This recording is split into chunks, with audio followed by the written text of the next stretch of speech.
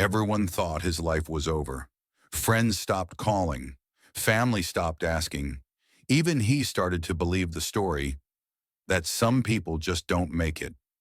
At 38 years old, Mark had nothing. No job, no confidence, no direction. But deep down, buried under regret and failure, was a question that wouldn't leave him alone. What if I'm not done yet? Mark once had it all: a promising job, a small house, a wife, a daughter. But life has a way of testing people when they least expect it. It started with layoffs. Then came the drinking, the arguments, the eviction. One by one, the pieces fell until he found himself living in his car behind a gas station, scraping coins from the floor mats to buy instant noodles. People passed him every day. Some pitied him, most ignored him. But what hurt most was knowing he used to be one of them. He stopped looking in mirrors, stopped answering texts, stopped believing anything would change. Until one night, wrapped in a blanket in the back seat of a freezing car, he heard a voice on the radio, a podcast episode about people who rebuilt their lives from rock bottom. And one sentence hit like a bolt of lightning. You're not too old, too late, or too broken unless you believe you are. Mark sat up. That one line rewound in his mind for hours.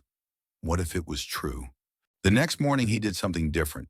He found a public library, sat at a computer, and Googled how to rebuild your life when you have nothing. The results weren't magic, but one common theme kept appearing: start small, stay consistent. So he made a plan, a simple one. Wake up at 6 a.m., exercise for 15 minutes, read for 30 minutes, apply to 3 jobs per day. No alcohol, no excuses. He stuck to it. The first week was awful. The second was slightly better. By the third week, something changed. He didn't get a job, but he felt something he hadn't felt in years: self-respect. A month passed, then 2. He finally got hired as a dishwasher. Minimum wage, no tips, long hours, but it was his chance to earn, his shot to climb. He worked double shifts, saved every dollar he could, slept in a friend's garage until he could rent a room. Then came YouTube. Not entertainment, education, finance, discipline, investing. He discovered people making money online, changing their habits, building income one brick at a time.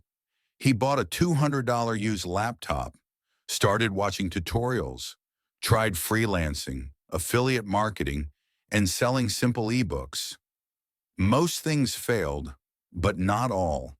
Within a year, his online income hit $300 a month, then $500, then $1,000. He stopped living paycheck to paycheck and started building something real. Mark was no longer surviving. He was evolving. Every night he read. Every weekend he invested, not just in stocks, but in himself. He learned copywriting, launched a small online store, used social media not to scroll, but to sell. Was it easy? Never. Was it worth it? Always. Eventually he paid off his old debts, reconnected with his daughter, started mentoring men at the shelter where he once stayed. He even started a YouTube channel to tell his story. The story of a man who had nothing but decided he wasn't done yet. Today, Mark's life looks nothing like it did 5 years ago. He's not a millionaire. He's not famous, but he wakes up every day with purpose, freedom, and peace, all because he refused to believe the lie that it was too late, that he was too far gone, that his past defined his future. Mark's story isn't rare because he succeeded. It's rare because he started when everything inside him said not to. Maybe you feel like Mark once did. Broke, alone, tired, watching life pass you by like a train you missed years ago. But listen to this. You are not your failures. You are not your mistakes.